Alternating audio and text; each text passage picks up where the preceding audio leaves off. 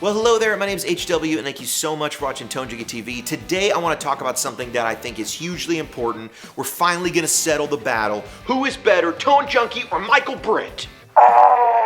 Okay, so true story, I first got into the Kemper when the Sues, my buddy, if you're new to the channel, you don't know the Sues, everybody knows the Sues, but if you're new to the channel, you don't know the Sues is that guy who plays all those beautiful, majestic demos with the glorious sort of beard that just hangs down just in frame as he plays. A lot of people say tone is in his beard, but the Sues brought the Kemper over, and the Sues was sort of connected to a gentleman who had hosted like a Kemper event early on and actually owned a couple of the original amps that were profiled and are in some of the factory presets in the Kemper. And he had told me about this unit. At the time, I was like, I'm not a digital guy, get out of here. Digital can't have good tone. You know, I'd played a pod and some Line 6 stuff, and that was it. I wasn't really entertaining it. I got turned on to the Kemper though when I started dialing through, and I heard some stuff I didn't like, but I came across a couple profiles that were really good. If you're wondering what those are, all of them are out of Mbritts pack number 2. And ironically enough, I'll just tell you, I had actually, basically I had pirated those profiles because I immediately got a Kemper and said, Sue, send me that stuff. And he did. Now, a couple years later, a couple years later, I actually met MBritt, and don't worry, I admitted to him that I had pirated one of his packs, and I bought him hot chicken, and it turned out that was the key to Michael's heart. Ever since then, we've been best friends. No, okay, but actually, we are good buds, but Michael's profiles really turned me on to the Kemper, and they really made me go, wait a minute, that sounds good, and I really liked that. And so eventually, when I started making profiles myself, I just started kind of, you know, I looked, Michael was using the Fathead and the 57, and I actually at the time rented a studio, and they happened to have Fatheads and 57s. In fact, they didn't actually have much else. And so I was like, well, I guess this is it. This is sort of, you know, Mbritts golden signal chain, and I'm gonna try this. Now, having the same gear as somebody else doesn't mean you're gonna sound the same as them, because your ear is different, what you go for is different. And I would characterize MBritt's sound, the sort of MBritt EQ we're gonna call it, and we're gonna explore today, as being, compared to Tone Junkie, a little more in the 500 range, the 500 hertz range. I would sometimes say a little shallower in the bass, but not in a way that's not subtle. You see, when you cut bass, that's one thing, but when you boost kind of that fat 500 thing, you end up cutting a little bit of bass, and it doesn't really come out as thin. It comes out as mid-rangey. So there's sort of a subtlety there that Michael really gets. I wouldn't describe his profiles as overly bassy, because they're certainly not scooped. They have that warm EQ, that MBritt warm EQ. If you compare that to Tone Junkie, I would say that my ear, especially early on, gravitated much more towards a brighter EQ. And that has a lot to do with the music I play. And I'm primarily playing a lot of cleaner, overdriven, edge of breakup type of sounds on Sunday morning. I also am really into like blues, and so although I really like the sort of the rock and roll sound, you know, and I think Mbritt gets a very like, it's a very usable sound for recording. It has that, like, I'm calling it the Mbritt warm EQ. That's what I'll call it. It's the sound of Mike. I mean, you know what I mean? Like, I know what that sound is, and it's actually one that is kind of, you know, a producer's sound, you know, and it's a polished sound. It's mid-rangey, it fits in a track, it's gonna do really well live. If you want something a little brighter, the difference between Tone Junkie and Mbritt, to me, in the high end, sort of shifts around 3,000 hertz, maybe even higher, around 5,000 hertz. If you wanted to compare, if he and I sat down independently in a room and said, here is an amp, the same mics, everything, go ahead and mic it and profile it, I would imagine those two profiles would come out sounding like this. On his, it would sound a a little bit more like maybe the normal channel of an amp, and on mine it might sound like I switched the bright switch on a bit. That's a very crude overall statement, but in a lot of ways I think a lot of our stuff can sound pretty similar. But to me, those main differences are really, Michael will have a little bit more 500 hertz in his. He'll have that sort of bump there. And whether there's less bass or not less bass, that can often give the impression that there's less low end. It certainly won't give a scooped impression. And by the way, these are generalities. I'm not saying that his Fender sounds or something are full of 500 hertz. They're not. Those sound like Fenders, which does not have a ton of 500 hertz information. But in general, he's going to have a little more around 500 and a little less on some of those brighter, present, top-endy frequencies. And in general, I'm going to have a little less there, and I'm going to have some more accentuation up at, I would kind of say like 1500, and then maybe my overall high end is going to be a little higher, where his is going to be stepped down, where you're going to find sort of all the information higher than maybe 3,000 to 5,000. Again, just generalities here. That's just sort of that's a rough estimate of the differences I hear overall in his catalog, overall in my catalog. But what does that mean for the Kemper? What that means is we really have the option to take either one of those profiles, an MBritt profile or a Tone Junkie profile, and really sort of go, well, how would I turn a Tone Junkie profile into more of an MBritt EQ? How would I take an MBritt profile and turn that into something more of a Tone Junkie style EQ?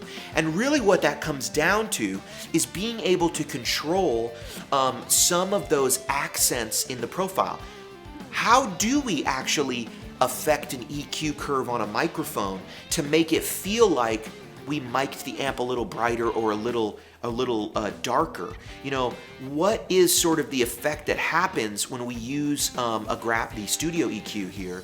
And I really want to show you how to do that, to sort of jump between two of these voicings. And they're two voicings that I think are really valuable, really useful, and they can be the difference between cutting through the mix, getting the right rhythm track, and just being able to really understand your guitar tone. So, sorry for the long-winded intro, but I hope this is helpful.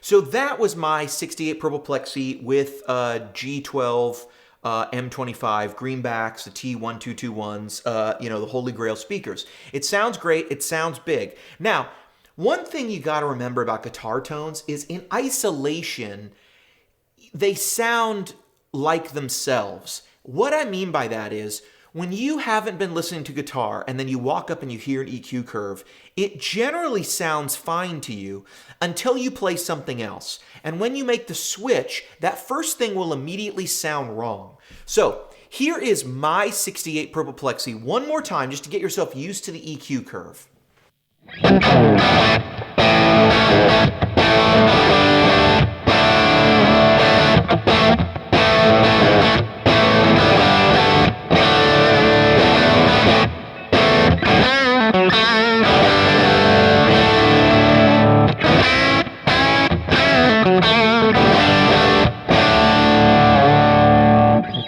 Now, that sounds rockin', but you want to hear a really, really great profile? It is my good friend Michael Britt's 69 Marshall. And once I find my cursor, there it is, I will play for you the 69 Marshall. Now, my friends, this is an amazing profile.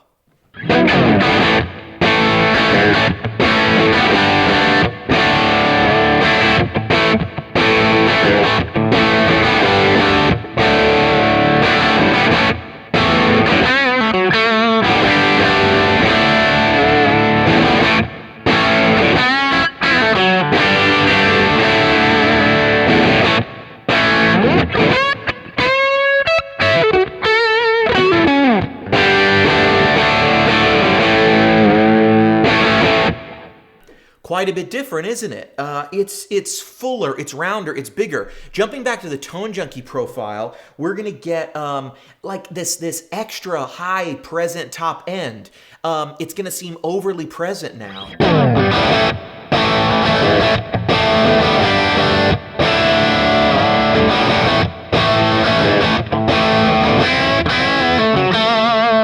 Yeah. Then we're gonna jump back to the MBritt one.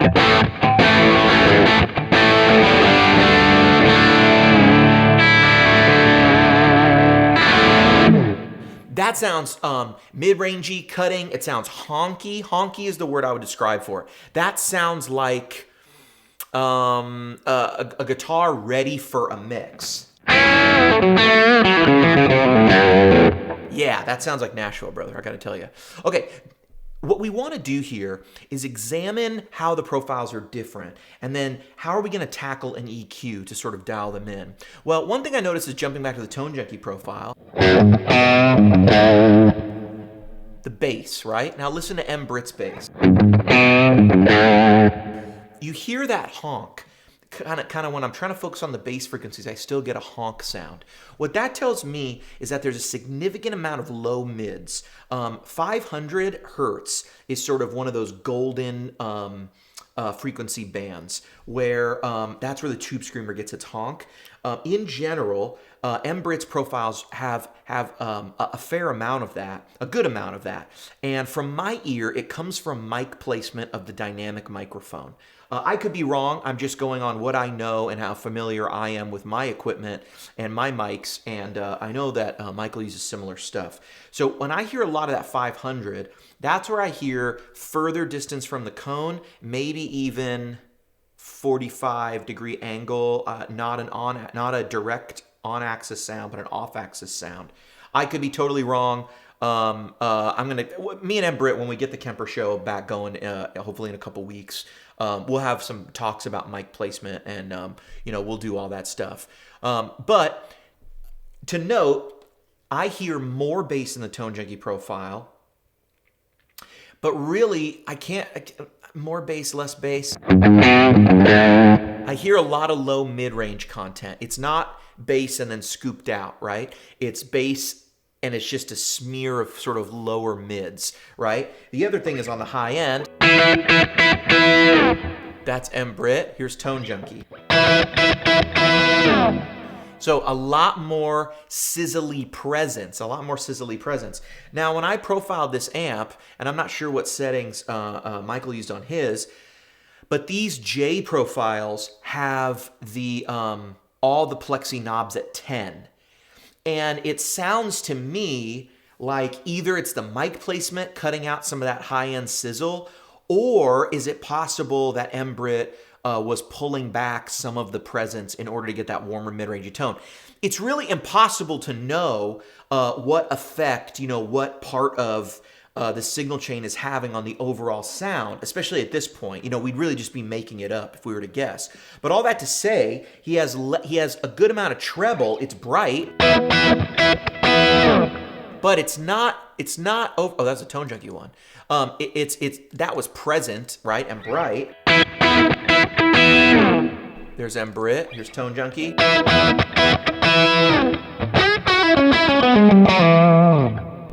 Back to MBritt. Okay, so there we hear the differences, right?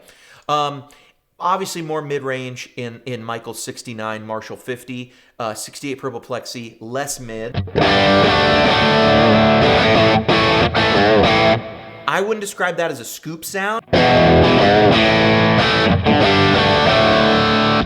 It's just, that to me sounds like a Plexi with the presence and treble knob all the way up, and the bass and the presence. That's the 10 maxed out kind of Plexi thing, right? Michael's.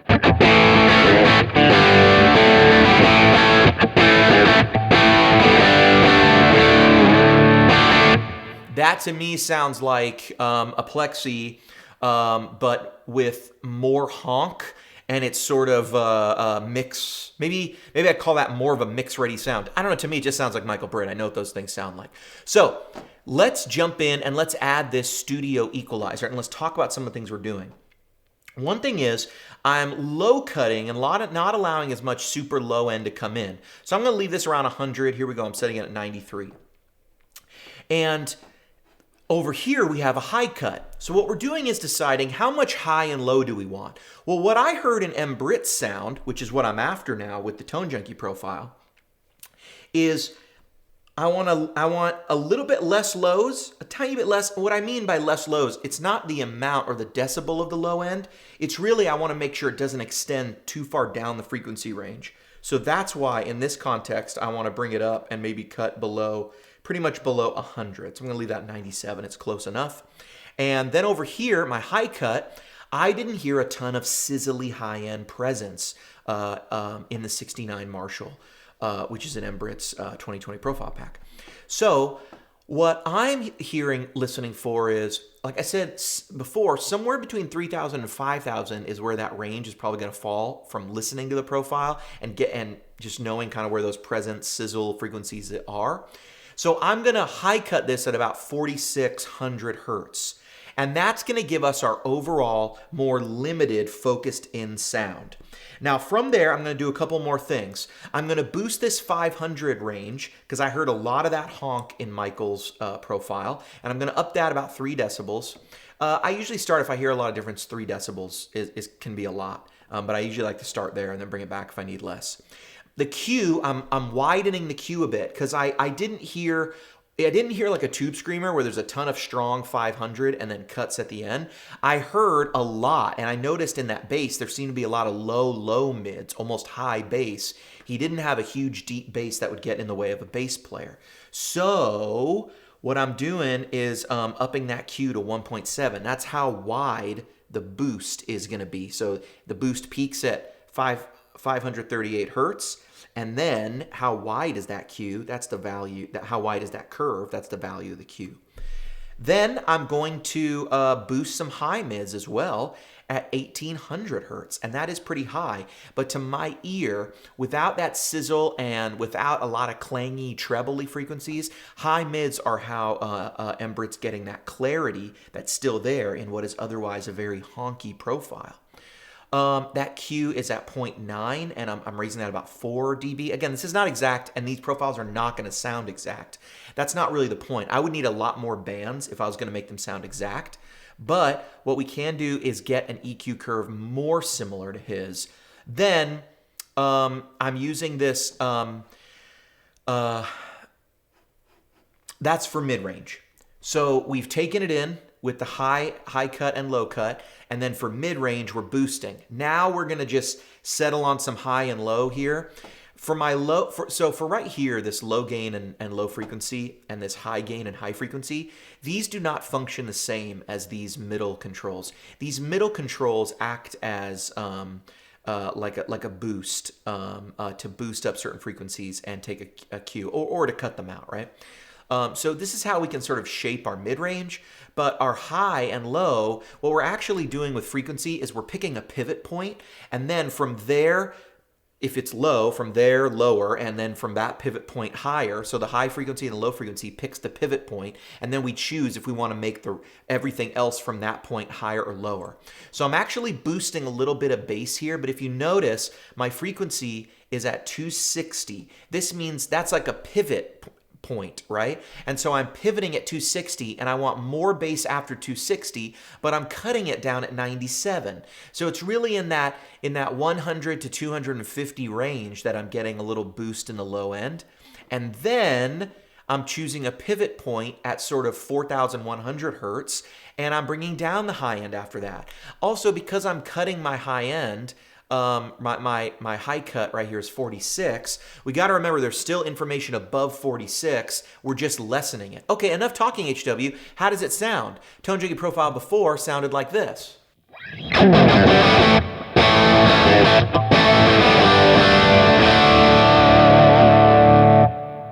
MBritt sounded like this.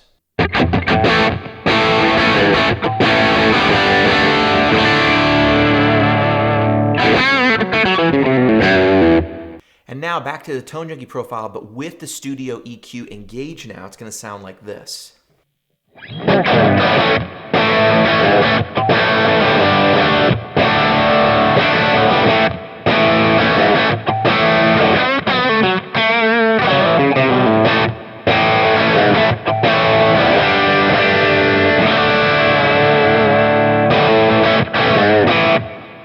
To me, that sounds pretty good. Let's compare that to Mbritts. Sounds like this.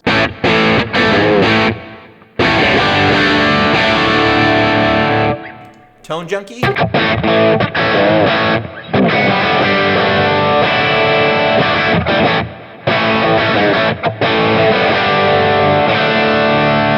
Tone Junkie sounds a little lower to me. Let me just get rid of this little low cut that I was doing to even it out. Now let's hear Mbritts again.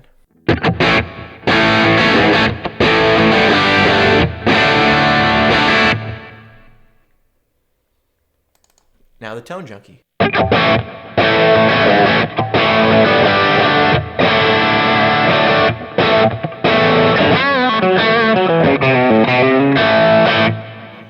I mean, that is getting us really close. We're in the ballpark. Here's without again.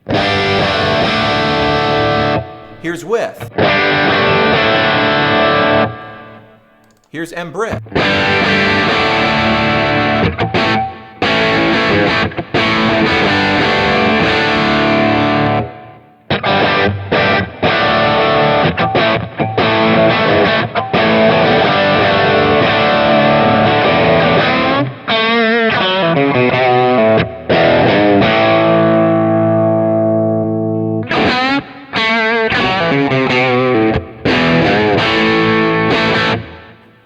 You know, I don't know what I prefer. I still have a bit more, I think presence there. That's a good sounding profile. Yeah, I mean, we're not spot on. But go back to MBritt. Back to Tone Junkie with that EQ.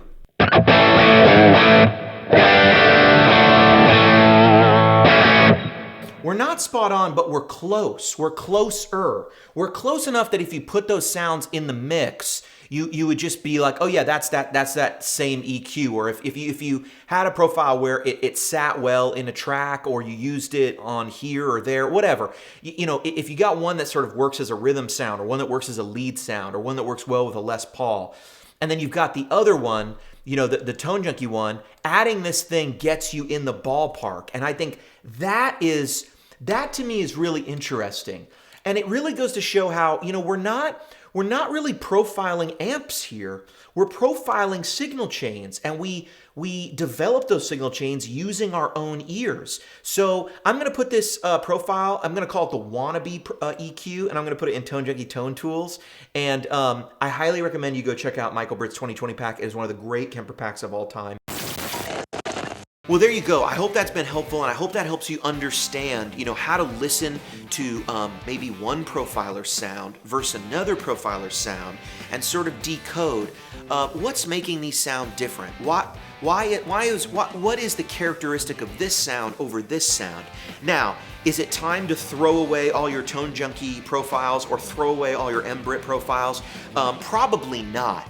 The types of things we're doing are good estimations, but really the nuance and the subtlety you get from creating an analog signal chain and all of its complexity, mics and mics placement, it's more complex than you or me can do with all the bands in the world going up and down, because it's very counterintuitive how EQ curves come out sometimes. And you know, you could sit there with a 32, 64 band EQ, and you would go in circles for maybe the rest of your life trying to make two things sound exactly alike, which is why EQ matching algorithms are, you know, more valuable than just a person's ear. So am I saying that you can perfectly match, you know, two EQs like this, like a Tone Junkie and a MBritt? Can you perfectly get them together?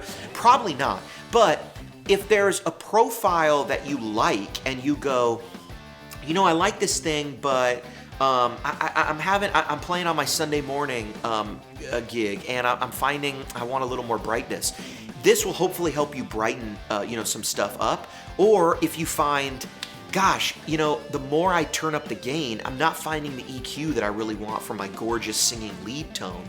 How do I step down a little bit of that extra high-end presence that I don't need, and how do I push that mid-range up a little bit? and how do I sort of jump between different voicings, and how do I land all the way in the middle.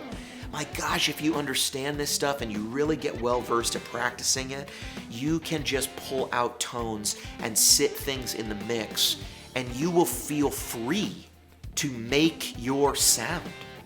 I hope that's inspiring. I hope that's helpful. I'm an HW. By the way, I still bleed green. So if you're putting a bunch of stupid stuff in the comments, HW, out.